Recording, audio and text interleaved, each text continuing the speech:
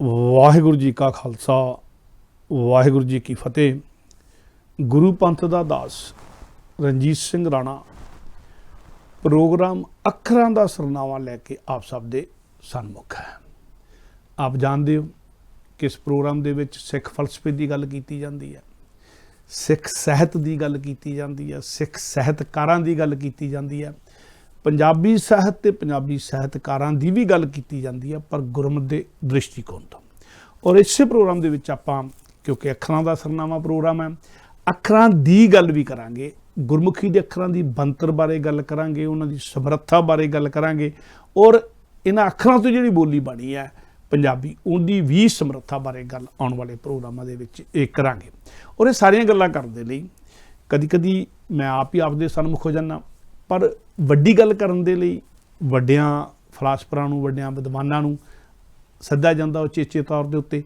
और उसे चलदी लड़ी दे विच अज साडे नाल ने विराजमान पिछले 2 एपीसोड तो साडे नाल आ रहे ने डॉक्टर सुजिंदर सिंह जी संघा, जिहड़े कि फर्दर एजुकेशन कालजां दी विद्या दे विच प्रिंसीपल ते चीफ एग्जैक्टिव भी रहे और बरतानवी मलकां ने उन्हां दीआं सेवावां नूं मुख रखदिआं होइआं उन्हां नूं OBE दे खिताब नाल सन्मानिया भी होया। उन्होंने जी आखदे जी वाहिगुरू जी का खालसा वाहिगुरू जी की फतेह।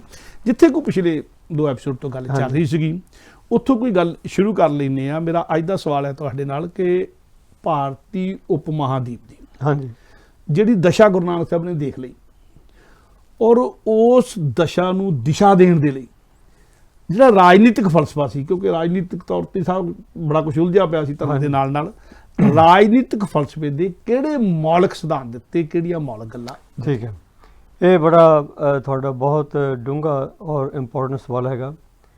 गुरु नानक साहब दे वेले तक जिथे हिंदुस्तान दे विच जां भारत दे विच इन्नी उथल पुथल सी, उस वेले नाल भगती लहर भी चलदी सी जी।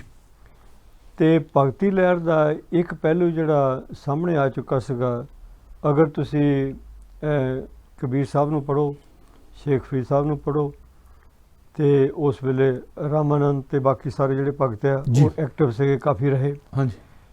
तो उस वेले तक इत्थे ते गल पहुँच गई सी कि जात पात जिहड़ा ये समाज नूं कोड़ लगा आ जी, इनू खत्म किया जाए जी।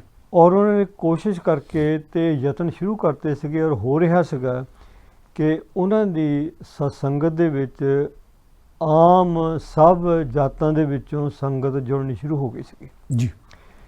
सिद्धांतक तौर पर गुरु नानक साहब ने जिहड़ी वड्डी तब्दीली लिआंदी है वो ये लिआंदी हैगी है कि आपां ये तां कर लिया भी सब जातां पातां नूं संगत दे तौर पर इकट्ठे कर लिया, बिल्कुल। पर जिहड़ा इहदा अगला स्टैप हैगा सारियां ही लोकां नूं खुद आप खुददार बन के जिहड़ा शब्द नाल जुड़न दी लोड़ हैगी जी, ਤਾਂ ਕਿ ਕਿਸੇ ਦੀ ਵਿਚੋਲਗੀ ਦੀ ਲੋੜ ਨਾ ਪਵੇ। यानी संगत बन रही सी ते गुरु नानक साहब ने उन्होंने पंगत भी जोड़ दी, ਪੰਗਤ ਜੋੜ ਦਿੱਤੀ बिल्कुल। ਔਰ ਪੰਗਤ ਦੇ ਨਾਲ ਸ਼ਬਦ ਜੋੜ ਦਿੱਤਾ जी ਕਿ ਪੰਗਤ ਸ਼ਬਦ ਦੇ ਨਾਲ ਜੁੜੇ, ਕਿਉਂਕਿ ਤੁਹਾਨੂੰ ਕਿਸੇ ਪ੍ਰਚਾਰਕ ਦੀ, ਕਿਸੇ ਪਾਠੀ ਦੀ ਜਾਂ ਕਿਸੇ ਮਤਲਬ ਕਿ ਰਸਮੀ ਵਿਚੋਲਗੇ ਦੀ ਲੋੜ ਨਹੀਂ ਹੈਗੀ। ਤੁਸੀਂ ਆਪ ਸ਼ਬਦ ਨਾਲ ਜੁੜ ਕੇ, ਤੁਸੀਂ ਆਪ ਸਿੱਖਿਆ ਲੈ ਕੇ, ਤੁਸੀਂ ਆਪ ਵਿਦਿਆ ਲੈ ਕੇ, ਤੁਸੀਂ ਆਪ ਖੁਦ ਮੁਖਤਿਆਰ ਦੇ ਤੌਰ 'ਤੇ ਸਿੱਖ ਬਣ ਸਕਦੇ ਹੋ। ਸਿੱਖ ਦਾ ਤਾਂ ਭਾਵ ਇਹੋ ਹੀ ਹੈ ਨਾ ਵੀ ਤੁਸੀਂ ਸ਼ਬਦ ਨਾਲ ਜੁੜੋ, ਸ਼ਬਦ ਦੀ ਖੋਜ ਕਰੋ ਤਾਂ ਸਿੱਖ ਬਣੋ। ਦੂਜੇ ਲਫ਼ਜ਼ਾਂ ਦੇ ਵਿੱਚ ਗੁਰੂ ਨਾਨਕ ਸਾਹਿਬ ਨੇ ਜਿਹੜਾ ਬਰਾਬਰਤਾ ਦਾ ਆਧਾਰ ਆਰੰਭ ਹੋ ਗਿਆ ਸੀਗਾ ਰੂਹਾਨੀ ਤੌਰ 'ਤੇ ਕਿ ਭਗਤਾਂ ਨੇ ਸਤਸੰਗਤ ਕਰਨੀ ਸ਼ੁਰੂ ਕੀਤੀ, ਜਿਹਦੇ ਵੱਖ-ਵੱਖ ਧਰਮਾਂ ਦੇ ਵਿੱਚੋਂ, ਵੱਖ-ਵੱਖ ਪਿਛੋਕੜਾਂ ਦੇ ਵਿੱਚੋਂ, ਵੱਖ-ਵੱਖ ਆਪਣੇ ਜਾਤਾਂ ਦੇ ਵਿੱਚੋਂ ਲੋਕ ਆਏ ਜੀ। गुरु नानक साहब ने ਵੱਖ-ਵੱਖ ਜਾਤਾਂ ਚੋਂ ਜੇ ਆਪਾਂ ਦੇਖੀਏ ਭਗਤ ਨਾਮਦੇਵ ਜੀ ਸ਼ਿੰਬਾ ਆ, ਇਹ ਭਗਤ ਕਬੀਰ ਜੀ ਜਲਾਹਾ ਆ, ਭਗਤ ਰਵਿਦਾਸ ਜੀ ਰਵਿਦਾਸੀ ਬਰਾਦਰੀ ਉਹਨਾਂ ਦਾ ਚਮਾਰ ਸ਼ਬਦ ਵਰਤਿਆ ਜਾਂਦਾ ਸੀ। ਔਰ ਇਦਾਂ ਹੀ ਸੈਨ ਨਾਈ ਆ, ਭਗਤ ਸੈਨ ਜੀ ਨਾਈ ਨੇ, ਔਰ ਭਗਤ ਸਦਨਾ ਜੀ ਕਸਾਈ ਨੇ, ਭਗਤ ਧੰਨਾ ਜੀ ਜੱਟ ਨੇ। ਔਰ ਇਹ ਸਾਰੇ ਜਾਣੀ ਕਿ ਵੱਖ-ਵੱਖ ਜਾਤਾਂ ਜਿਨ੍ਹਾਂ ਨੂੰ ਉਦੋਂ ਸ਼ੂਦਰ ਸਮਝਿਆ ਜਾਂਦਾ ਸੀ, ਇਹ ਸਾਰੇ ਗੁਰੂ ਨਾਨਕ ਸਾਹਿਬ ਨੇ ਇੱਕ ਥਾਂ ਤੇ ਇਕੱਠੇ ਕਰ ਦਿੱਤੇ। ਤੇ ਗੁਰੂ ਨਾਨਕ ਸਾਹਿਬ ਨੇ ਜਿੰਨੀ ਸੰਗਤ ਪੰਗਤ ਦੇ ਰੂਪ ਦੇ ਵਿੱਚ ਸ਼ਬਦ ਨਾਲ ਜੁੜੀ, ਉਹਨਾਂ ਨੂੰ ਖੁਦ ਮਤਲਬ ਵੀ ਆਪ ਇਸ ਸਟੇਜ 'ਤੇ ਲਿਆਂਦਾ ਵੀ ਜਾਗਰਤੀ ਤੌਰ 'ਤੇ ਰੂਹਾਨੀ ਵਿਚਾਰ ਦੇ ਤੌਰ ਤੇ ਅਧਿਆਤਮਿਕ ਤੌਰ ਤੇ ਤੁਸੀਂ ਨਿਰਭਰ ਨਹੀਂ, ਤੁਸੀਂ ਖੁਦ ਮੁਖਤਿਆਰ ਬਣੋ ਜੀ। ਤੇ ਸੰਗਤ ਦੇ ਵਿੱਚ ਇਹ ਜਿਹੜਾ ਉਤਸ਼ਾਹ ਆ, ਇਸ ਉਤਸ਼ਾਹ ਦਾ ਦੇਖੋ, ਜਿਵੇਂ ਇਸ ਵੇਲੇ ਸੈਕੂਲਰ ਲੈਂਗੁਏਜ ਨੂੰ ਵਰਤਿਆ ਜਾਂਦਾ ਨਾ ਸਾਰਿਆਂ ਲੋਕਾਂ ਨੂੰ ਇਕੱਠੇ ਕਰਨ ਲਈ, ਕਿ ਤੁਸੀਂ ਇੱਕ ਧਰਮ ਦੀ ਗੱਲ ਕਰੋ ਬਾਕੀ ਨਾਰਾਜ਼ ਹੋਣਗੇ, ਸੈਕੂਲਰ ਲੈਂਗੁਏਜ ਵਰਤੋ ਜੀ। ਉਸ ਵੇਲੇ ਰੂਹਾਨੀ ਲੈਂਗੁਏਜ ਵਰਤੀ ਜਾਂਦੀ ਸੀਗੀ ਜੀ। ਗੁਰੂ ਨਾਨਕ ਸਾਹਿਬ ਦੀ ਸਾਰੀ ਜਿਹੜੀ ਲੈਂਗੁਏਜ ਹੈਗੀ ਆ, ਸਾਰੀ ਬਾਣੀ ਆ, ਉਹ ਰੂਹਾਨੀਅਤ ਆ। ਰੂਹਾਨੀਅਤ ਤੇ ਅਕਾਲ ਪੁਰਖ ਨਾਲ ਜੋੜਨ ਵਾਲੀ ਹੈਗੀ ਆ। ਉਸ ਰੂਹਾਨੀ ਸ਼ਬਦਾਵਲੀ ਦੇ ਵਿੱਚ, ਰੂਹਾਨੀ ਲਹਿਜੇ ਦੇ ਵਿੱਚ, ਰੂਹਾਨੀ ਕਵਿਤਾ ਦੇ ਵਿੱਚ ਗੁਰੂ ਨਾਨਕ ਸਾਹਿਬ ਨੇ ਆਪਣੀ ਗੱਲ ਸਾਰਿਆਂ ਨੂੰ ਇਕੱਠੇ ਕੀਤਾ, ਸਾਰਿਆਂ ਨੂੰ ਇਕੱਠਾ ਕੀਤਾ। ਠੀਕ। ਔਰ ਇਹਦੇ ਨਾਲ ਵੱਖ-ਵੱਖ ਵਿਚਾਰਧਾਰਾ ਦੇ ਲੋਕ, ਵੱਖ-ਵੱਖ ਧਰਮਾਂ ਦੇ ਲੋਕ, ਵੱਖ ਜਾਤਾਂ ਦੇ ਲੋਕ ਨਾਲ ਜੁੜਨ ਲੱਗ ਪਏ। ਔਰ ਗੁਰੂ ਨਾਨਕ ਸਾਹਿਬ ਨੇ ਜਿਨ੍ਹਾਂ ਖਿੱਤਿਆਂ ਦੇ ਵਿੱਚ ਜਾ ਕੇ ਆਪਣੀ ਗੱਲ ਸਾਂਝੀ ਕੀਤੀ, ਉੱਥੇ ਵਾਹ ਲੱਗਦੀ ਨੂੰ ਜਿਹੜੀ ਉੱਥੇ ਸਥਾਨਕ ਬੋਲੀ ਸੀ ਉਹਨੂੰ ਨਾਲ ਅਪਣਾਇਆ ਜੀ। ਤਦੇ ਮਤਲਬ ਵੀ ਉਹਨਾਂ ਦੀ ਜਿਹੜੀ ਬਾਣੀ ਪੰਜਾਬ ਦੇ ਵਿੱਚ ਜਿਹੜੀ ਉਚਾਰੀ ਆ, ਉਹਦੇ ਨਾਲ ਜਿਹੜੀ ਬਾਕੀ ਬਾਹਰ ਉਚਾਰੀ ਬਾਣੀ ਉਹਦੀ ਥੋੜ੍ਹੀ ਜਿਹੀ ਵੇਰੀਏਸ਼ਨ ਹੈਗੀ ਆ। ਹਾਂਜੀ। ਇੱਦਾਂ ਮਤਲਬ ਵੀ ਬਾਕੀ ਗੁਰੂਆਂ ਦੀ ਵੀ ਹੈਗੀ ਆ। ਵੱਖ-ਵੱਖ ਪੰਜਾਬੀ ਬੋਲੀ ਦੀ ਵੱਖ-ਵੱਖ ਡਾਇਲੈਕਟ ਜਿਹੜੇ ਹੈਗੇ ਗੁਰੂ ਨਾਨਕ ਸਾਹਿਬ ਨੇ ਵਰਤੇ। ਬਿਲਕੁਲ। ਤੇ ਉਹਦੇ ਨਾਲ ਜਿਹੜੀ ਜਾਗਰਤੀ ਸੀਗੀ ਸਮਾਜ ਦੇ ਵਿੱਚ, ਉਹ ਆਉਣੀ ਆਰੰਭ ਹੋ ਗਈ ਜੀ। ਔਰ ਉਸ ਜਾਗਰਤੀ ਦਾ ਆਧਾਰ ਬਣਿਆ ਗਾਂ ਗੁਰੂ ਲਹਿਰ ਸਾਰੇ ਜੀ। ਉਹਦਾ ਬੇਸ ਬਣ ਗਿਆ। ਔਰ ਇਹਦੇ ਨਾਲ ਜਿਹੜੀ ਰੂਹਾਨੀ ਆਧਾਰ ਬਣਿਆ, ਉਹਦੇ ਨਾਲ ਗੁਰੂ ਨਾਨਕ ਸਾਹਿਬ ਇਸ ਗੱਲ 'ਤੇ ਬਹੁਤ ਸਪਸ਼ਟ ਸੀਗੇ ਕਿ ਜਿੰਨੀ ਦੇਰ ਵਿਅਕਤੀਗਤ ਸਿੱਖ ਦਾ ਮਤਲਬ ਸਿੱਖ ਧਰਮ ਨਾਲ ਜੁੜਿਆ ਸੁੱਖ ਨਹੀਂ, ਜਿਹੜਾ ਵੀ ਸਿਕੰਦਰੂ ਆ, ਜਿਹੜਾ ਵੀ ਸ਼ਬਦ ਨਾਲ ਜੁੜਿਆ, ਜਗਿਆਸੂ ਸ਼ਬਦ ਵਰਤ ਲਓ, ਜਗਿਆਸੂ ਵਰਤ ਲਓ। ਹਾਂਜੀ। ਜੇ ਉਹ ਮਤਲਬ ਵੀ ਕਿਰਤ ਨਹੀਂ ਕਰਦਾ ਤੇ ਉਸ ਕਿਰਤ ਨੂੰ ਆਪਣੇ ਪਰਿਵਾਰ ਲਈ, ਆਪਣੇ ਭਾਈਚਾਰੇ ਲਈ, ਆਪਣੇ ਸਮਾਜ ਲਈ ਨਹੀਂ ਵਰਤਦਾ, ਤੇ ਅਗਾਂਹ ਨਹੀਂ ਚੱਲ ਸਕਦਾ ਜੀ। ਤੇ ਜੇ ਉਹ ਇਸ ਪਾਸੇ ਪੈ ਗਏ ਤੇ ਫਿਰ ਉਹਦੀ ਜਿਹੜੀ ਸੁਰੱਖਿਆ ਹੈ ਉਹ ਵੀ ਜ਼ਰੂਰੀ ਹੈਗੀ ਹੈ।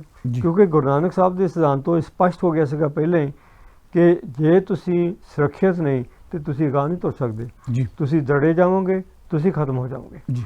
ਸੋ ਇਸ ਕਰਕੇ ਗੁਰੂ ਨਾਨਕ ਸਾਹਿਬ ਨੇ ਜਾਗਰਤੀ ਦੇ ਨਾਲ ਜਿਹੜਾ ਆਪਣੇ ਕਿਰਤ ਦਾ ਸਿਧਾਂਤ ਲਿਆਂਦਾ, ਕਿਰਤ ਦੀ ਵੰਡ ਦਾ ਸਿਧਾਂਤ ਲਿਆਂਦਾ, ਔਰ ਦੇ ਨਾਲ ਲੋਕਾਂ ਦੀ ਭਲਾਈ ਦਾ, ਸਰਬ ਦੇ ਭਲੇ ਦਾ ਸਿਧਾਂਤ ਲਿਆਂਦਾ। ਇਹ ਬੜਾ ਜ਼ਰੂਰੀ ਹੈ।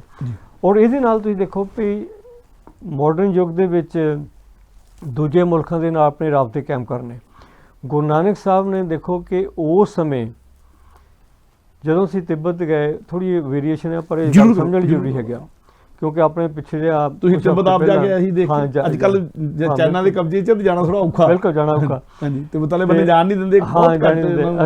ਅਸੀਂ ਤਿੱਬਤ ਗਏ। ਅੱਛਾ ਜੀ। ਤਿੱਬਤ ਦੇ ਵਿੱਚ ਜਾਣ ਦਾ ਇਹ ਸੀਗਾ ਕਿ ਗੁਰੂ ਨਾਨਕ ਸਾਹਿਬ ਦੇ ਬਾਰੇ ਆਮ ਕਿਹਾ ਜਾਂਦਾ ਵੀ ਗੁਰੂ ਨਾਨਕ ਸਾਹਿਬ ਚੀਨ ਵੀ ਗਏ ਜੀ। ਮੈਂ ਇਸ ਗੱਲ ਦੇ ਵਿੱਚ ਬੜਾ ਦਿਲਚਸਪੀ ਰੱਖਦਾ ਸੀਗਾ ਕਿ ਕੀ ਤਿੱਬਤ ਤੋਂ ਗਾਂਹ ਫਿਰ ਚੀਨ ਵੀ ਗਏ ਜੀ।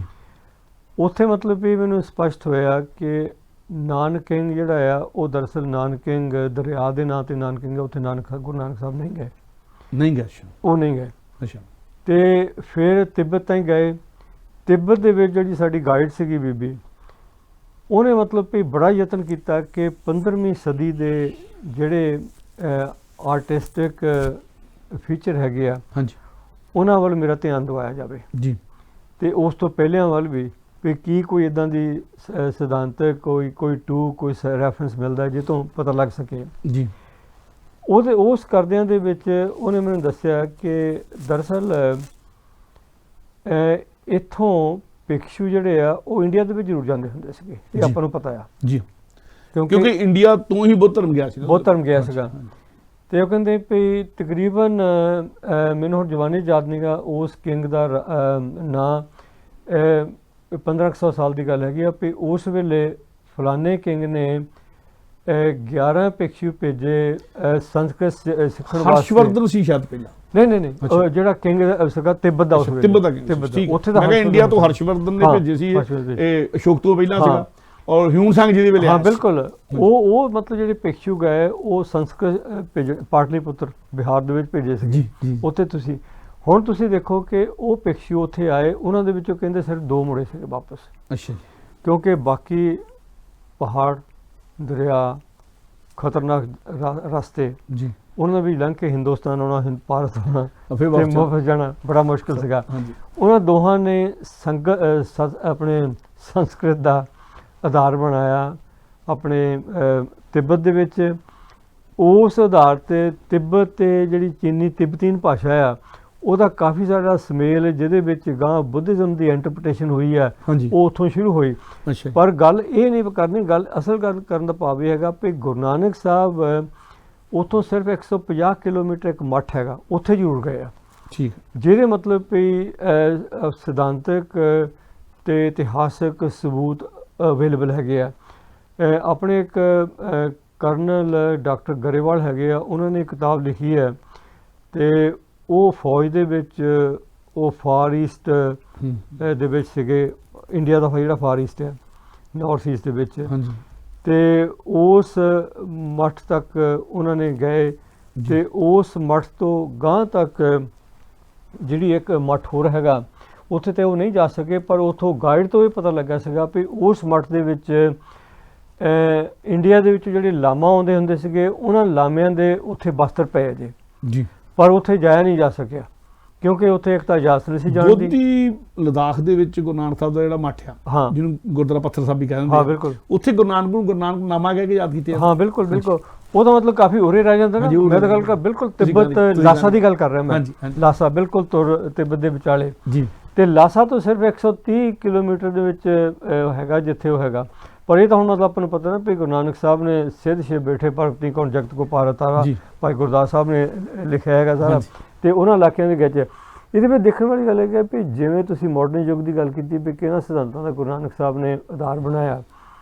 ਗੁਰੂ ਨਾਨਕ ਸਾਹਿਬ ਨੇ ਪੈਰਲਲ ਕਹਿ ਲਓ ਵੀ ਜੇ ਈਸਟ ਇੰਡੀਆ ਕੰਪਨੀ ਬਾਅਦ ਦੇ ਵਿੱਚ ਗਿਆ, ਗੁਰੂ ਨਾਨਕ ਸਾਹਿਬ ਪਹਿਲਾਂ ਹੀ ਵਰਲਡ ਦੇ ਇੱਕ ਕਿਸਮ ਦੇ ਜਿਹੜਾ ਮਾਡਰਨ ਗਲੋਬਲ ਕਹਿ ਲਓ ਵੀ ਜਿਹੜੀ ਡਿਪਲੋਮੇਸੀ ਚੱਲਦੀ ਆ ਵੀ ਦੂਜਿਆਂ ਮੁਲਕਾਂ ਦੇ ਨਾਲ ਸੰਬੰਧ ਬਣਾਉਣੇ, ਆਪਣੀਆਂ ਅੰਬੈਸੀਆਂ ਕਾਇਮ ਕਰਨੀਆਂ, ਆਪਣੇ ਕਲਚਰਲ ਆਧਾਰ ਕਾਇਮ ਕਰਨੇ, ਆਪਣੇ ਵਿਦਿਅਕ ਆਧਾਰ ਕਾਇਮ ਕਰਨੇ, ਆਪਣੇ ਤਿਆਰਤ ਕਾਇਮ ਕਰਨੇ, ਆਪਣੇ ਬਾਕੀ ਸੰਪਰਕ ਸਾਰੇ ਬਣਾਉਣੇ। ਗੁਰੂ ਨਾਨਕ ਸਾਹਿਬ ਨੇ ਦਰਅਸਲ ਇਸ ਕੰਮ ਦਾ ਆਗਾਜ਼ ਕੀਤਾ, ਪਰ ਇਸ ਗੱਲ ਨੂੰ ਆਪਾਂ ਪ੍ਰੋਜੈਕਟ ਨਹੀਂ ਕਰ ਸਕੇ। ਇਹਨੂੰ ਇਸ ਮਾਡਰਨ ਤਰੀਕੇ ਪ੍ਰੋਜੈਕਟ ਗੁਰੂ ਨਾਨਕ ਸਾਹਿਬ ਦੇਖੋ ਸ੍ਰੀਲੰਕਾ ਗਏ, ਆਪਾਂ ਨੂੰ ਪਤਾ ਹੈਗਾ, ਹਾਂਜੀ ਉਹ ਰਾਜਾ ਸੰਗਲ, ਸਾਊਦੀ ਅਰੇਬੀਆ ਤੱਕ ਗਏ, ਅਫਗਾਨਿਸਤਾਨ ਦਾ ਤਾਂ ਪਤਾ ਹੈਗਾ, ਇਰਾਕ ਦੇ ਵਿੱਚ ਗਏ, ਹੁਣ ਰੋਮ ਦੇ ਵਿੱਚ ਕਾਫੀ ਸਾਰੀਆਂ ਰੈਫਰੈਂਸ ਆ ਰਹੀਆਂ ਪਰ ਅਜੇ ਤੇ ਸਪਸ਼ਟਤਾ ਨਹੀਂ ਇੰਨੀ ਕਹਿੰਦੇ 15ਵਾਂ ਪੋਪ ਸੀ ਉਹ ਗੱਲ। ਹਾਂ ਬਿਲਕੁਲ, ਉਹ ਤੇ ਪੂਰਾ ਦਾਅਵਾ ਨਹੀਂ ਕੀਤਾ ਜਾ ਸਕਦਾ, ਪਰ ਉਹ ਡੇਟ ਵੀ ਦਿੰਦੇ ਆ ਜੀ 15 ਮਈ 1520 ਸੀਗਾ ਬਿਲਕੁਲ, ਜਿਹੜੇ ਦਿਨ ਜਦੋਂ ਗੱਲਬਾਤ ਹੋਈ। ਗੁਰੂ ਨਾਨਕ ਸਾਹਿਬ ਨੇ ਜਿਹੜਾ ਕਹਿ ਲਓ ਵੀ ਗਲੋਬਲ ਡਾਇਲੌਗ ਦਾ ਆਗਾਜ਼ ਕੀਤਾ ਜੀ, ਧਰਮਾਂ ਦੇ ਵਿਚਾਲੇ ਵੀ, ਸਮਾਜਾਂ ਦੇ ਵਿਚਾਲੇ ਵੀ, ਤੇ ਕੌਮਾਂ ਤਾਂ ਬਾਅਦ ਦੇ ਵਿੱਚ, ਕੌਮ ਲਫ਼ਜ਼ ਦਾ ਨੇਸ਼ਨ ਤਾਂ ਬਾਅਦ ਦੇ ਵਿੱਚ ਆਇਆ ਨਾ ਕਾਫੀ। ਗੁਰੂ ਨਾਨਕ ਨੇ ਕੋੜਮਾ ਸ਼ਬਦ ਲਈ ਵਰਤਿਆ, ਮੈਂ ਸਮਝਦਾ ਕੋੜਮੇ ਤੋਂ ਹੀ ਕੌਮ ਸ਼ਬਦ ਬਣਿਆ, ਕੌਮ ਬਣਿਆ ਇਦਾਂ ਕਹਿ ਸਕਦੇ। ਕੋੜਮਾ ਦੇਖੋ ਪਰਿਵਾਰ ਇਕੱਠੇ ਹੋ ਕੇ ਖਾਨਦਾਨ ਬਣਦਾ, ਖਾਨਦਾਨ ਇਕੱਠੇ ਕੋੜਮਾ ਬਣ ਜਾਂਦਾ ਆ, ਔਰ ਕੋੜਮਾ ਸ਼ਬਦ ਹੈਗਾ ਆ ਗੁਰੂ ਗ੍ਰੰਥ ਸਾਹਿਬ ਦੇ ਵਿੱਚ, ਔਰ ਕੋੜਮਾ ਹੀ ਬਾਅਦ ਚ ਕੌਮ ਬਣ ਗਿਆ। ਹਾਂ ਬਿਲਕੁਲ ਬਿਲਕੁਲ ਬਿਲਕੁਲ। ਮੁੜ ਕੇ ਤੁਹਾਡੇ ਸਵਾਲ ਵੱਲ ਆਉਂਦੇ ਆ ਕਿਉਂਕਿ ਫਿਰ ਕਾਫੀ ਗਲਾਵਾ ਪੈ ਜਾਂਦਾ ਹੈਗਾ। ਹਾਂਜੀ, ਸਿਧਾਂਤਕ ਤੌਰ ਤੇ ਗੁਰੂ ਨਾਨਕ ਸਾਹਿਬ ਨੇ ਫਿਰ ਇਹ ਸਾਰੀਆਂ ਗੱਲਾਂ ਜਿਹੜੀਆਂ ਬਾਹਰੀ ਤੇ ਅੰਦਰੂਨੀ, ਇਹ ਤੋਂ ਬਾਅਦ ਇਹ ਦੇਖਿਆ ਕਿ ਜਿਹੜੇ ਸ਼ਾਸਕ ਆ ਉਹਨਾਂ ਦੇ ਕਰੈਕਟਰਿਸਟਿਕ ਕੀ ਹੋਣ। ਹਾਂਜੀ, ਵੀ ਤਖਤ ਤੇ ਉਹ ਬੈਠਾ ਜਿਹੜਾ ਤਖਤ ਦੇ ਲਾਇਕ ਹੋਵੇ ਜੀ, ਬਿਲਕੁਲ ਸਪਸ਼ਟ ਗੁਰਬਾਣੀ ਦੇ ਵਿੱਚ ਗੁਰੂ ਨਾਨਕ ਸਾਹਿਬ ਨੇ ਉਚਾਰਿਆ ਹੈਗਾ ਹਾਂਜੀ, ਵੀ ਤਖਤ ਦੇ ਉੱਪਰ ਉਹ ਬੈਠਣਾ ਚਾਹੀਦਾ ਜਿਹੜਾ ਤਖਤ ਦੇ ਲਾਇਕ ਹੋਵੇ। ਦੂਜੇ ਲਫ਼ਜ਼ਾਂ ਦੇ ਵਿੱਚ ਵੀ ਤਖਤ ਨੂੰ ਬਹਾਲਣ ਵਾਲੇ ਵੀ ਤੇ ਤਖਤ ਤੇ ਬੈਠਣ ਵਾਲਾ ਵੀ ਉਹਦੇ ਕਾਬਲ ਹੋਵੇ ਜਿਹੜਾ ਲੋਕਾਂ ਦੀ ਸੇਵਾ ਕਰ ਸਕੇ, ਉਹ ਸੇਵਾ ਨਿਭਾ ਸਕੇ ਜੀ। ਔਰ ਉਹਦਾ ਜਿਹੜਾ ਸਿਸਟਮ ਹੈਗਾ ਸਿਸਟਮਿਕ ਤੌਰ ਤੇ ਤੁਸੀਂ ਦੇਖੋ ਵੀ ਯੋਗੀਆਂ ਦੇ ਨਾਲ ਤੇ ਜਿੰਨੇ ਮਤਲਬ ਵੀ ਪੰਡਤ ਸੀਗੇ ਉਹਨਾਂ ਦੇ ਨਾਲ ਜੀ, ਤੇ ਆਪਣੇ ਇਸਲਾਮ ਦੇ ਵਿੱਚ ਜਿਹੜੇ ਆਪਣੇ ਸੀਗੇ ਕਾਜੀ ਸਾਰੇ ਜਿਹੜੇ ਇਨਸਾਫ ਕਰਦੇ ਸੀਗੇ, ਮਲਾਣੇ, ਇਹ ਜਿਹੜਾ ਜੁਡੀਸ਼ਰੀ ਸੀਗੇ, ਇਹਨੂੰ ਜੁਡੀਸ਼ਰੀ ਸੀ ਉਸ ਮੌਕੇ ਦੀ ਨਾ, ਕਾਜੀ ਜੁਡੀਸ਼ਰੀ ਨਾਲ ਸੰਬੰਧਿਤ ਗੁਰੂ ਨਾਨਕ ਸਾਹਿਬ ਨੇ ਬਹੁਤ ਸਾਰੀ ਬਾਣੀ ਉਚਾਰੀ ਹੈਗੀ ਆ ਜੀ ਕਿ ਜਿਹੜੀ ਜੁਡੀਸ਼ਰੀ ਆ ਉਹਦਾ ਜਿਹੜਾ ਕਰੈਕਟਰਿਸਟਿਕ ਆ ਉਹ ਇਸ ਕਿਸਮ ਦਾ ਹੋਣਾ ਚਾਹੀਦਾ। ਹਾਂਜੀ, ਤੇ ਉਹਦੇ ਨਾਲ ਤੁਸੀਂ ਦੇਖੋ ਵੀ ਜਿਹੜਾ ਕਲਚਰ ਬਿਲਕੁਲ ਪੰਕਤੀ ਤਿੰਨਾਂ ਵਾਰ ਇੱਕੋ ਹੀ ਹੈ ਜੀ, ਕਾਦੀ ਕੂੜ ਬੋਰ ਮਲ ਖਾਏ, ਬ੍ਰਾਹਮਣ ਨਾਵੇ ਜੀਆਂ ਘਾਏ, ਜੋਗੀ ਜੁਗਤ ਨਾ ਜਾਣੇ ਅੰਧ, ਤਿੰਨੋਂ ਉਜਾੜੇ। ਇਸ ਕਿਤਾਬ ਦੇ ਵਿੱਚ ਇਹ ਸਾਰੀਆਂ ਜਿਹੜੀਆਂ 17 ਹਾਂਜੀ ਗੁਰਬਾਣੀ ਦੇ ਵਿੱਚ ਤੁਕਾਂ ਸਾਰੀਆਂ ਹੈਗੀਆਂ ਜੀ, ਔਰ ਉਹਦੇ ਆਧਾਰ ਤੇ ਸਾਰਾ ਐਨਾਲਿਸਿਸ ਹੈਗਾ ਜੀ, ਤੇ ਉਹਦੇ ਆਧਾਰ ਤੇ ਜਿਹੜਾ ਕੰਪੈਰੀਟਿਵ ਐਨਾਲਿਸਿਸ ਹੈਗਾ ਵੀ ਵੈਸਟ ਦੇ ਵਿੱਚ ਕੀ ਲਿਖਿਆ ਗਿਆ ਤੇ ਗੁਰੂ ਨਾਨਕ ਸਾਹਿਬ ਨੇ ਉਸ ਵੇਲੇ ਕੀ ਮਤਲਬ ਵੀ ਲਿਖਿਆ। ਹਾਂਜੀ, ਤੇ ਉਹ ਮੈਂ ਪਹਿਲਾਂ ਰਸਮਸ ਦੀ ਪਿਛਲੀ ਐਪੀਸੋਡ 'ਚ ਗੱਲ ਕਰਦਾ ਸੀਗਾ। ਐਕਚੁਅਲੀ ਰਸਮਸ ਦਾ ਜਨਮ ਗੁਰੂ ਨਾਨਕ ਸਾਹਿਬ ਤੋਂ ਪਹਿਲਾਂ ਹੋਇਆ ਸੀਗਾ, ਮਾਰਟਨ ਲੂਥਰ ਦਾ 1483 'ਚ ਹੋਇਆ ਸੀਗਾ। ਰਸਮਸ ਦੇ ਵਿੱਚ 1600 ਆਪਣੇ ਮੇਰੇ ਖਿਆਲ 1466 ਜਾਂ ਕੋਈ ਇੱਥੇ ਕੁ ਹੋਇਆ ਸੀਗਾ। ਅੱਛਾ ਜੀ। ਇਹ ਜਿਹੜੇ ਵਿਦਵਾਨ ਸੀਗੇ ਇਹਨਾਂ ਨੇ ਜਿਹੜੀਆਂ ਗੱਲਾਂ ਬਾਤਾਂ ਯੂਰਪ ਦੇ ਵਿੱਚ ਕੀਤੀਆਂ, ਹਾਂਜੀ। ਇਹ ਗੁਰੂ ਨਾਨਕ ਸਾਹਿਬ ਤੇ ਬਾਕੀ ਗੁਰੂ ਸਾਹਿਬਾਨ ਉਹ ਆਪਣੀ ਧਰਤੀ ਤੇ ਕਰ ਰਹੇ ਸੀਗੇ। ਜੀ। ਹੁਣ ਸਵਾਲ ਇਹ ਪੈਦਾ ਹੁੰਦਾ ਵੀ ਜੇ ਇਹਨਾਂ ਦਾ ਜਿਹੜਾ ਫਲਸਫਾ ਆ ਉਹ ਸਾਰੇ ਵਰਲਡ ਦੇ ਵਿੱਚ ਫੈਲ ਗਿਆ, ਆਪਣਾ ਕਿਉਂ ਨਹੀਂ ਫੈਲਿਆ, ਆਪਾਂ ਉੱਥੇ ਬੈਠੇ ਹੈਗੇ ਆ। ਹਾਂਜੀ। ਇਹ ਬੜੀ ਇੰਪੋਰਟੈਂਟ ਗੱਲ ਹੈਗੀ ਆ, ਹਾਂਜੀ। ਇਹਨੂੰ ਵੀ ਨਾਲ ਲੈ ਲੈਣਾ ਚਾਹੀਦਾ। ਜੀ ਬਿਲਕੁਲ। ਜੇ ਗੁਰੂ ਨਾਨਕ ਸਾਹਿਬ ਨੇ ਮਤਲਬ ਕਿ ਬਤੌਰ ਵਿਸ਼ਵ ਦੇ ਪਹਿਲੇ ਅੰਬੈਸਡਰ ਬਣ ਕੇ ਹਾਂਜੀ। ਦੁਨੀਆ ਵਿੱਚ ਜਾਣਾ ਸ਼ੁਰੂ ਕੀਤਾ ਹਾਂਜੀ। ਤੇ ਆਪਣਾ ਜਿਹੜਾ ਸੁਨੇਹਾ ਉਹ ਲਗਾਏ, ਤੇ ਆਪਾਂ ਹਾਂਜੀ।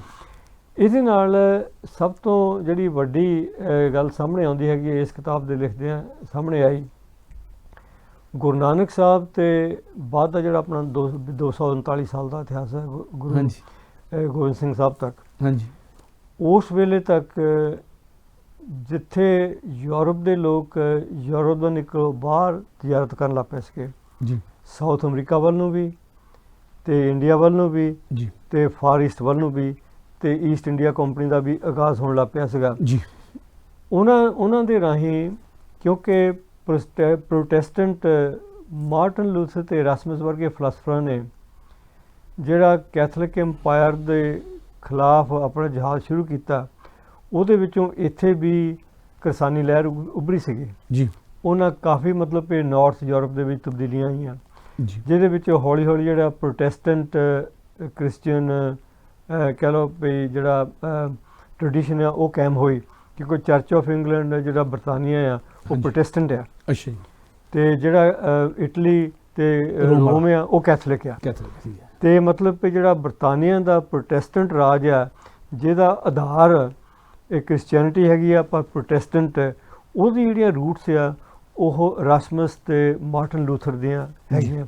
ਜੀ। ਤੇ ਕਿੰਗ ਜੇਮਸ ਦੀ ਜਿਹੜੀ ਇੰਗਲਿਸ਼ ਦੇ ਵਿੱਚ ਟ੍ਰਾਂਸਕ੍ਰਿਤੀ ਬਾਈਬਲ ਹੈ ਉਹ ਆ। ਜੀ। ਗੁਰੂ ਗ੍ਰੰਥ ਸਾਹਿਬ ਦਾ ਮਤਲਬ ਕਿ ਸਥਾਪਨਾ ਤੇ ਪ੍ਰਕਾਸ਼ਮਾਨ ਹੋਣਾ ਤੇ ਗੁਰਬਾਣੀ ਦਾ ਜਿਹੜਾ ਉਹ ਪੈਰਲਲ ਚੱਲਿਆ ਉਸ ਵੇਲੇ, ਆਪਸ ਵਿੱਚ ਕੋਈ ਉਸ ਵੇਲੇ ਸੰਪਰਕ ਨਹੀਂ ਸੀਗਾ। ਜੀ। ਤੇ ਇਹ ਇਸ ਕਰਕੇ ਮੈਂ ਗੱਲ ਕਰ ਰਿਹਾ ਹੈਗਾ ਕਿ ਜਿੱਥੇ ਤਜਾਰਤ ਲਈ ਯੂਰਪ ਦੇ ਲੋਕ ਬਾਹਰ ਗਏ, ਆਪਣੇ ਕਿਉਂਕਿ ਐਗਰੀਕਲਚਰ ਤੌਰ ਤੇ ਗੁਰੂ ਨਾਨਕ ਸਾਹਿਬ ਨੇ ਕਿਰਤ ਦਾ ਸਿਧਾਂਤ ਚਾਲੂ ਕੀਤਾ, ਖੇਤੀਬਾੜੀ ਆਪ ਕੀਤੀ, ਜਾਣੀ ਖਾਣ ਪੀਣ ਦੀ ਕਿੱਲਤ ਨਹੀਂ ਸੀਗੀ। ਬਿਮਾਰੀਆਂ ਪਈਆਂ, ਭੁੱਖਮਰੀ ਵੀ ਆਈ, ਹਾਂਜੀ। ਪਰ ਲੋਕ ਸੈਲਫ ਸਫੀਸ਼ੀਐਂਟ ਸੀਗੇ ਤੇ ਬਾਹਰੋਂ ਲੋਕੀ ਆਪਣੇ ਲੋਕ ਉੱਥੇ ਆਉਂਦੇ ਜਾਂਦੇ ਸੀਗੇ। ਸੀਗੇ। ਹਾਂਜੀ। ਦੌਲਤ ਵਾਸਤੇ ਅਸਲ 'ਚ ਵੀ, ਬੰਦਾ ਥਾਂ ਲੁੱਟ ਛੱਡ ਵਾਸਤੇ ਕੇ, ਵੀ ਦੇਸ਼ ਚਲੇ ਛੱਡ ਜਾਂਦਾ। ਕੇ, ਇਲਾਕਾ ਛੱਡ ਕੇ ਤਾਂ ਹੀ ਹਾਂ। ਭੱਜਦਾ ਆ ਜਦੋਂ ਉਹਨੂੰ ਲੋੜ ਹੁੰਦੀ ਹੈ। ਹਾਂ। ਰੋਟੀ ਦੀ ਲੋੜ ਸਭ ਤੋਂ ਵੱਡੀ। ਬਿਲਕੁਲ। ਹਾਂਜੀ। ਤੇ ਯੂਰਪੀਅਨ ਲੋਕ ਜਿਹੜੇ ਆ ਇਸ ਦੇਸ਼ਾਂ ਵਿਦੇਸ਼ਾਂ ਦੇ ਵਿੱਚ ਗਏ, ਇਹਨਾਂ ਨੂੰ ਤਜਾਰਤ ਦੀ ਲੋੜ ਸੀ, ਇਹਨਾਂ ਨੂੰ ਲੋੜ ਸੀਗੀ ਸਭ ਕਾਸੇ ਦੀ। ਜੀ। ਤੇ ਹੁਣ ਵੀ ਆਪਾਂ ਇੱਥੇ ਸਾਰਾ ਅਨਾਜ ਇੰਪੋਰਟ ਕਰਦੇ ਹੈਗੇ ਆ, ਸਬਜ਼ੀਆਂ ਇੰਪੋਰਟ, ਫਲ ਫਰੂਟ ਵਾਲੇ ਇੰਪੋਰਟ ਹੋ ਰਹੇ, ਹਾਂਜੀ। ਪਰ ਜੇ ਤੁਸੀਂ ਦੇਖੋ ਵੀ ਆਪਣੇ ਮੁਲਕਾਂ ਦੇ ਵਿੱਚ ਸਭ ਕੁਝ ਉੱਥੇ ਪੈਦਾ ਹੁੰਦਾ ਆ। ਜੀ। ਤੇ ਆਪਣੀਆਂ ਜਿਹੜੀਆਂ ਗੁਰੂ ਨਾਨਕ ਸਾਹਿਬ ਤੋਂ ਲੈ ਕੇ ਗੁਰੂ ਗੋਬਿੰਦ ਸਿੰਘ ਤੱਕ ਤੇ ਬਾਅਦ ਦੇ ਜਿਹੜੀਆਂ ਸਿੱਖ ਲਹਿਰਾਂ ਹੋਈਆਂ, ਆਪਾਂ ਨੂੰ ਮਤਲਬ ਕਿ ਸਾਰਾ ਸਮਾਂ ਰੈਜ਼ਿਸਟੈਂਸ ਦੇ ਵਿੱਚ ਲਾਉਣਾ ਪਿਆ ਕਿ ਆਪਣੇ ਮੁਲਕ ਨੂੰ ਤੇ ਆਪਣੇ ਲੋਕਾਂ ਨੂੰ ਵਿਦੇਸ਼ੀ ਧਾੜਵੀਆਂ ਤੋਂ ਤੇ ਅੰਦਰੂਨੀ ਤੌਰ ਤੇ ਜਿਹੜੇ ਰਾਜ ਕਰ ਰਹੇ ਹੈਗੇ ਆ ਓਪਰੈਸਰ, ਇਹਨਾਂ ਤੋਂ ਬਚਾਅ ਲਈ ਆਪਣੀ ਜਿਹੜੀ ਖਲਕਤ ਆ ਉਹਨੂੰ ਕਿਵੇਂ ਮਤਲਬ ਕਿ ਸੁਤੰਤਰ ਰੱਖਿਆ ਜਾਵੇ। ਰਾਜ ਹੀ ਬਹੁਤ ਚਿਰ ਧਾੜਵੀਆਂ ਦਾ ਰਿਹਾ ਨਾ। ਅੱਛਾ, ਉਹਦੇ ਵਿੱਚ ਤੁਸੀਂ ਦੇਖੋ 1000 ਵੀ ਸਾਲ ਤੱਕ ਜੀ ਧਾੜਵੀ ਬਿਲਕੁਲ ਹਿੰਦੁਸਤਾਨ ਤੇ ਕਬਜ਼ ਰਹੇ ਆ। ਪਰ ਵਿਚਾਰਧਾਰਕ ਤੌਰ ਤੇ 239 ਸਾਲਾਂ ਦੇ ਵਿੱਚ ਸਾਰੇ ਇਹਨੂੰ ਮਤਲਬ ਵੀ ਕਰੋ ਸਾਰਾ ਜਿਹੜਾ ਉੱਤਰੀ ਹਿੰਦੁਸਤਾਨ ਆ ਖਿੱਤਾ, ਇਹਦੇ ਵਿੱਚ ਵਿਚਾਰਧਾਰਾ ਉੱਤੇ ਜਿਹੜਾ ਮੁਗਲੀਆ ਸਲਤਨਤ ਸੀ ਉਹਦੀ ਵਿਚਾਰਧਾਰਾ ਖੜੀਆਂ ਕਰਤੀ ਸੀਗੀ। ਜੀ। ਤੇ ਜਿਹੜਾ ਸਾਊਥ ਇੰਡੀਆ ਸੀਗਾ ਉਧਰ ਲੰਕਾ ਤੱਕ ਗਏ ਗੁਰੂ ਨਾਨਕ ਸਾਹਿਬ, ਪਰ ਭਾਸ਼ਾਵਾਂ ਵੱਖਰੀਆਂ ਸੀਗੀਆਂ ਤੇ ਲਹਿਜ਼ੇ ਵੱਖਰੇ ਸੀਗੇ, ਪਰ ਜ਼ਿਆਦਾ ਮਤਲਬ ਕਿ ਸਿਧਾਂਤਕ ਸੇਧ ਹਿੰਦੁਸਤਾਨ ਦੇ ਵਿੱਚ ਪੈਦਾ ਹੋਈ। ਕਿਉਂਕਿ ਦੇਖੋ ਜ਼ਿਆਦਾ ਡੂੰਘਾਈ ਦੇ ਵਿੱਚ ਜਾਈਏ ਤਾਂ ਫਿਰ ਥੋੜ੍ਹੀ ਹੋਰ, ਜਦੋਂ ਮਤਲਬ ਕਿ ਬਾਬਰ ਦੇ ਹਮਲੇ ਹੋਏ, ਪਹਿਲੇ ਹਮਲੇ ਹੋਏ, ਮੁਗਲਾਂ ਦਾ ਪ੍ਰੈਸ਼ਰ ਸੀਗਾ। ਪੰਜਾਬ ਦੇ ਖਿੱਤੇ ਦੇ ਵਿੱਚੋਂ ਸਾਰੇ ਵਿਦਵਾਨ ਲੋਕ ਪੰਜਾਬ ਛੱਡ ਕੇ ਬਨਾਰਸ ਚਲੇ ਗਏ ਸੀ। ਜੀ। ਤਦੇ ਬਨਾਰਸ ਬਣਿਆ ਕੇਂਦਰ ਐਡਾ ਵੱਡਾ, ਜਿੱਥੇ ਮਤਲਬ ਇਹ ਪੜ੍ਹਾਈ ਲਈ ਲੋਕੀ ਜਾਂਦੇ ਸੀਗੇ। ਪਰ ਗੁਰੂ ਨਾਨਕ ਸਾਹਿਬ ਨੇ ਕਿਹਾ ਵੀ ਜਿਹੜੀ ਪੜ੍ਹਾਈ ਲਿਖਾਈ ਆ, ਵਿਦਵਤਾ ਆ, ਉਹ ਆਮ ਜਨ ਸਧਾਰਨ ਦੇ ਵਿੱਚ ਹੋਣੀ ਚਾਹੀਦੀ ਆ। ਤਦੇ ਮਤਲਬ ਵੀ ਜਿਹੜਾ ਨਾਰਥ ਇੰਡੀਆ ਆ ਉਹ ਅਲਰਟ ਹੋਇਆ, ਹੁਸ਼ਿਆਰ ਹੋਇਆ, ਆਜ਼ਾਦ ਹੋਇਆ, ਉਹਨੇ ਤਰੱਕੀ ਕੀਤੀ। ਜੀ। ਔਰ ਜਿਹੜਾ ਪੰਜਾਬ ਆ ਉਹਦੇ ਵਿੱਚ ਆਜ਼ਾਦ ਰਾਜ ਕਾਇਮ ਹੋਇਆ ਮਹਾਰਾਜਾ ਰਣਜੀਤ ਸਿੰਘ ਦੇ ਰੂਪ ਦੇ ਵਿੱਚ। ਪਰ ਆਪਾਂ ਮਾਡਰਨ ਜਿਹੜੀ ਪੋਲਿਟਿਕਸ ਇਹਦੇ ਵਿੱਚ ਨਾ ਜਾਂਦੇ ਹੋਏ ਗੁਰੂ ਨਾਨਕ ਸਾਹਿਬ ਦੇ ਜਿਹੜੇ ਸਿਧਾਂਤ ਆ ਉਹਦੀ ਜ਼ਿਆਦਾ ਆਪਾਂ ਗੱਲ ਕਰਦੇ ਹੈਗੇ ਆ। ਇੱਕ ਤਾਂ ਵਿਚਾਰਕ ਤੌਰ ਤੇ ਸਪਸ਼ਟਤਾ ਲਿਆਂਦੀ। ਜੀ। ਦੂਜਾ ਰਾਜ ਕਿਸ ਕਿਸਮ ਦਾ ਹੋਵੇ, ਜੀ ਦੂਜਾ ਜਿਹੜੀ ਆਪਣੀ ਸੁਰੱਖਿਆ ਆਪ ਕਰਨੀ ਹੈ, ਮਤਲਬ ਕਿ ਆਪਣੇ ਹੱਥੀਂ ਆਪਣਾ ਕਾਰ ਸਵਾਰੀਏ। ਗੁਰੂ ਨਾਨਕ ਸਾਹਿਬ ਨੇ ਇਹ ਵੀ ਸਪਸ਼ਟ ਕੀਤਾ ਹੈਗਾ ਜੀ ਵੀ ਜੇ ਤੁਸੀਂ ਕਿਸੇ ਤੇ ਡਿਪੈਂਡ ਕਰੋਗੇ ਤੁਹਾਡਾ ਕੋਈ ਪਾਰ ਉਤਾਰਾ ਨਹੀਂ ਹੋਣਾ। ਜੇ ਤੁਸੀਂ ਆਪਣੇ ਪੈਰਾਂ 'ਤੇ ਆਪ ਖੜੇ ਹੋ ਸਕੇ ਤੁਹਾਡਾ ਪਾਰ ਉਤਾਰਾ ਹੋ ਸਕਦਾ।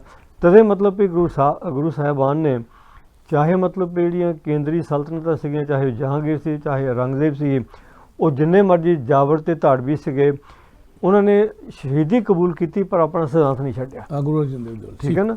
ਸੋ ਸਿਧਾਂਤਕ ਤੌਰ ਤੇ ਗੁਰੂ ਨਾਨਕ ਸਾਹਿਬ ਨੇ ਜਿਹੜੇ ਪੂਰਨੇ ਪਾਏ ਉਹਨਾਂ ਨੂੰ 239 ਵਰ੍ਹਿਆਂ ਦੇ ਵਿੱਚ ਬਾਰੀਕੀ ਗੁਰੂ ਸਾਹਿਬਾਨ ਨੇ ਪ੍ਰਵਾਨ ਚੜਾਇਆ। ਤੇ ਇਸ ਸੰਦਰਭ ਦੇ ਵਿੱਚ ਆਪਾਂ ਨੂੰ ਇਹ ਕਹਿਣਾ ਪਵੇਗਾ ਕਿ ਸਾਰੀ ਗੁਰਬਾਣੀ ਜਿਹੜੀ ਹੈਗੀ ਆ, ਸਾਰੀ ਗੁਰਬਾਣੀ ਦੇ ਵਿੱਚ ਜਿਹੜੀ ਰਾਜਨੀਤਿਕ ਸਿਧਾਂਤਕ ਜਾਗਰੂਕਤਾ ਹੈਗੀ ਆ, ਉਹਨੂੰ ਅਸੀਂ ਨਿਖਾਰ ਕੇ ਐਨਾਲਾਈਜ਼ ਕਰਕੇ ਬਾਹਰ ਪ੍ਰਚਾਰਨ ਦੀ ਲਿਆਉਣ ਦੀ ਇੰਨਾ ਯਤਨ ਜਿੰਨਾ ਕਰਨਾ ਅਸੀਂ ਨਹੀਂ ਕਰ ਸਕੇ, ਕਿਉਂਕਿ ਅਸੀਂ ਅੰਦਰੂਨੀ ਤੌਰ ਤੇ ਬਹੁਤ ਖਚਤ ਰਹੇ ਹੈਗੇ ਹਾਂ। ਤੇ ਹੁਣ ਮਤਲਬ ਵੀ ਵਿਦੇਸ਼ਾਂ ਦੇ ਵਿੱਚ ਵੀ ਤੇ ਦੇਸ਼ ਦੇ ਵਿੱਚ ਵੀ ਆਪਣੇ ਵਿਦਵਾਨਾਂ ਦੇ ਕੋਲ ਤੇ ਆਪਣੀਆਂ ਅਗਲੀਆਂ ਜਨਰੇਸ਼ਨ ਦੇ ਕੋਲ ਮੌਕਾ ਹੈਗਾ ਇਹਨਾਂ ਸਿਧਾਂਤਾਂ ਨੂੰ ਨਿਖਾਰ ਕੇ ਬਾਹਰ ਲਿਆਉਣਾ, ਤਾਂ ਕਿ ਮਤਲਬ ਵੀ ਆਪਣੀ ਜਿਹੜੀ ਲੁਕਾਈ ਆ, ਆਪਣੇ ਲੋਕ ਆ, ਉਹ ਬਾਕੀ ਫਲਸਫਿਆਂ ਤੋਂ ਠੀਕ ਆ ਕੰਪੈਰੇਟਿਵ ਸਟੱਡੀ ਕਰਨ, ਪਰ ਜਿਹੜਾ ਆਪਣਾ ਗਵਾਚਿਆ ਫਲਸਫਾ ਆ ਉਹਨੂੰ ਵਾਰ ਕੇ ਸਾਹਮਣੇ ਲਿਆਉਣ ਦੀ ਲੋੜ ਹੈਗੀ ਆ ਬਹੁਤ ਤਗੜੀ ਤਰ੍ਹਾਂ। ਤੁਹਾਡੀ ਸਾਰੀ ਗੱਲ ਦੇ ਵਿੱਚ ਮੈਂ ਬੇਸ਼ੱਕ ਨਿਚੋੜਾਂ ਨੂੰ ਗੱਲ ਕਰ ਲਵਾਂ, ਇਹ ਸੰਗਤਾਂ ਨਾਲ ਵੀ ਸਾਂਝੀ ਹੋਈ ਉਹ ਗੱਲ ਕਿ ਗੁਰੂ ਨਾਨਕ ਸਾਹਿਬ ਤੋਂ ਪਹਿਲਾਂ ਰੂਹਾਨੀਅਤ ਦੀ ਗੱਲ ਕਰਨ ਵਾਲੇ ਲੋਕੀ ਹੋਰ ਸਨ, ਜਿਹਨਾਂ ਰੂਹਾਨੀਅਤ ਦੇ ਤੌਰ ਤੇ ਗੱਲ ਕੀਤੀ, ਰਾਜਨੀਤੀ ਦੀ ਗੱਲ ਕਰਨ ਵਾਲੇ ਲੋਕ ਹੋਰ ਹੁੰਦੇ ਸਨ। ਹਾਂਜੀ। ਔਰ ਦੋਵਾਂ ਦੇ ਵਿੱਚ ਮੇਲ ਨਹੀਂ ਸੀ ਬਹੁਤ ਜ਼ਿਆਦਾ ਹੁੰਦਾ, ਜਿਹਦਾ ਜ਼ੋਰ ਜ਼ਿਆਦਾ ਚੱਲਦਾ ਸੀ ਉਹ ਦਬ ਲੈਂਦਾ ਸੀ। ਹਾਂਜੀ। ਔਰ ਗੁਰੂ ਨਾਨਕ ਸਾਹਿਬ ਦੇ ਵੇਲੇ ਜਿਹੜਾ ਜੇ ਭਾਰਤ ਦੀ ਹਾਲਾਤ ਦੇਖੀ ਜਾਵੇ ਤਾਂ ਉਹ ਵੀ ਸੀਗੀ ਕਿ ਸਮਾਜ ਤਾਂ ਹਿੰਦੂ ਦਾ ਸੀ, ਕਿਉਂਕਿ ਬਹੁਗਿਣਤੀ ਉਹਨਾਂ ਦੀ ਸੀ, ਪਰ ਰਾਜ ਜਿਹੜਾ ਸੀ ਇਸਲਾਮ ਨੂੰ ਮੰਨਣ ਵਾਲਿਆਂ ਦਾ ਸੀ। ਔਰ ਦੋਵਾਂ 'ਚ ਸਾਂਝ ਕੋਈ ਨਹੀਂ ਸੀ, ਇੱਕ ਦੂਜੇ ਨੂੰ ਦਬਾਉਣ ਦੀ ਗੱਲ ਜ਼ਿਆਦਾ ਚੱਲਦੀ ਸੀ, ਦੋਨਾਂ ਨੇ ਲੋਕੀ ਦਬਾਏ ਹੋਏ ਸੀਗੇ ਰਲ ਕੇ। ਗੁਰੂ ਨਾਨਕ ਸਾਹਿਬ ਪਹਿਲੇ ਰਹਿਬਰ ਆ ਜਿਨ੍ਹਾਂ ਨੇ ਰੂਹਾਨੀਅਤ ਦੇ ਨਾਲ ਦੁਨੀਆ ਦੀ ਸਿਆਸਤ ਵੀ, ਰਾਜਨੀਤਿਕ ਸੇਧ ਵੀ ਜੋੜ ਦਿੱਤੀ, ਔਰ ਉਹੀ ਸੇਧ ਬਾਅਦ 'ਚ ਪੀਰੀ ਤੇ ਮੀਰੀ ਦੀ ਸਾਂਝ ਬਣੀ, ਮੀਰੀ ਪੀਰੀ ਦੀ ਸਾਂਝ ਆਪਾਂ ਕਹਿ ਦਿੰਦੇ ਹਾਂ, ਉਹ ਸਾਂਝ ਬਣੀ। ਜਿੰਨੀ ਕੁ ਮੈਨੂੰ ਗੱਲ ਸਮਝੀ ਇੰਨੀ ਠੀਕ ਹੈ ਨਾ ਗੱਲ। ਇੱਥੋਂ ਆਪਾਂ ਜਿੱਥੇ ਗੱਲ ਛੱਡੀ ਆ, ਇੱਥੋਂ ਆਪਾਂ ਗੁਰੂ ਨਾਨਕ ਸਾਹਿਬ ਦੇ ਰਾਜਨੀਤਿਕ ਫਲਸਫੇ ਦੀਆਂ ਜਿਹੜੀਆਂ ਵੱਖ-ਵੱਖ ਪਰਤਾਂ ਨੇ, ਉਹਨਾਂ ਪਰਤਾਂ ਦੇ ਵਿੱਚੋਂ ਆਪਾਂ ਕੀ ਸਿੱਖ ਸਕਦੇ ਹਾਂ, ਗੁਰੂ ਨਾਨਕ ਸਾਹਿਬ ਨੇ ਕਿਸ ਤਰ੍ਹਾਂ ਨਾਲ ਸਪਸ਼ਟ ਦਿੱਤੀ ਸੀ, ਉਹ ਗੱਲ ਜਿਹੜੀ ਕਿਤਾਬ ਦੇ ਵਿੱਚ ਕੀਤੀ ਗਈ ਹੈ ਸਰਦਾਰ ਸੰਘਾ ਸਾਹਿਬ ਵੱਲੋਂ, ਗੁਰੂ ਨਾਨਕ ਸਾਹਿਬ ਦਾ ਰਾਜਨੀਤਿਕ ਫਲਸਫਾ ਨਾਮੀ ਕਿਤਾਬ ਦੇ ਵਿੱਚ, ਉਹਦੇ ਆਧਾਰ ਦੇ ਉੱਤੇ ਗੱਲ ਕਰਾਂਗੇ ਗੁਰੂ ਨਾਨਕ ਸਾਹਿਬ ਦੇ ਰਾਜਨੀਤਿਕ ਫਲਸਫੇ ਦੀਆਂ ਵੱਖ-ਵੱਖ ਪਰਤਾਂ ਦੀ ਗੱਲ, ਔਰ ਇਸ ਗੱਲ ਨੂੰ ਗਾਂ ਤੋਰਦੇ ਹੋਏ ਫਿਰ ਅੱਜ ਦੇ ਸਮੇਂ 'ਚ ਜਿਹੜੀ ਉਹ ਸਿੱਧਾ ਲੈ ਸਕਦੀਆਂ ਉਹਦੀ ਵੀ ਗੱਲ ਕਰਾਂਗੇ। ਜੁੜੇ ਰਹੋ ਸੰਗਤ ਟੈਲੀਵਿਜ਼ਨ ਦੇ ਨਾਲ, ਜੁੜ ਮਿਲ ਕੇ ਆਪਾਂ ਜਿੱਥੇ ਪਿਛਲੀਆਂ ਪਰਤਾਂ ਫੋਲਣੀਆਂ ਨੇ ਉਹਨਾਂ 'ਚੋਂ ਇੱਕ ਸੇਧ ਲੈ ਕੇ ਗਾਂ ਲਈ ਵੀ ਰੋਸ਼ਨ ਭਵਿੱਖ ਦੀ ਉਮੀਦ ਵੀ ਕਰਨੀ ਹੈ। ਨਹੀਂ ਤਾਂ ਕਈ ਵਾਰ ਸੱਜਣ ਕਹਿੰਦੇ ਜਦੋਂ ਆਪਾਂ ਇਤਿਹਾਸ ਦੀਆਂ ਗੱਲਾਂ ਕਰਦੇ ਹਾਂ, ਪਿਛਲੇ ਫਲਸਫੇ ਦੀ ਗੱਲਾਂ ਕਰਦੇ, ਕਹਿੰਦਾ ਪਿਛਲੀਆਂ ਕਬਰਾਂ ਹੀ ਫੁੱਲੀ ਜਾਂਦੇ। ਨਹੀਂ, ਜਦੋਂ ਜੋ ਤੁਸੀਂ ਅੱਜ ਉਹ ਇਸ ਕਰਕੇ ਕਿ ਜੋ ਤੁਸੀਂ ਪਿੱਛੇ ਕੀਤਾ ਉਹਦੇ ਕਰਕੇ, ਜੋ ਤੁਹਾਡਾ ਵਰਤਮਾਨ ਹੈ ਉਹ ਤੁਹਾਡੇ ਭੂਤਕਾਲ ਕਰਕੇ ਆ, ਜੋ ਤੁਹਾਡਾ ਭਵਿੱਖ ਹੋਣਾ ਹੈ ਤੁਹਾਡੇ ਵਰਤਮਾਨ ਕਰਕੇ ਹੀ ਹੋਣਾ ਹੈ। ਜੜ੍ਹਾਂ ਤੁਹਾਡੀਆਂ ਕਿਤੇ ਨਾ ਕਿਤੇ ਲੱਗੀਆਂ ਹੋਣੀਆਂ ਚਾਹੀਦੀਆਂ, ਤੇ ਉਹ ਆਪਾਂ ਜੜ੍ਹਾਂ ਨੂੰ ਹੀ ਖੋਜਣ ਦੀ ਗੱਲ ਕਰ ਰਹੇ ਹਾਂ ਜੀ। ਜੁੜੇ ਰਹੋ। ਵਾਹਿਗੁਰੂ ਜੀ ਕਾ ਖਾਲਸਾ, ਵਾਹਿਗੁਰੂ ਜੀ ਕੀ ਫਤਿਹ।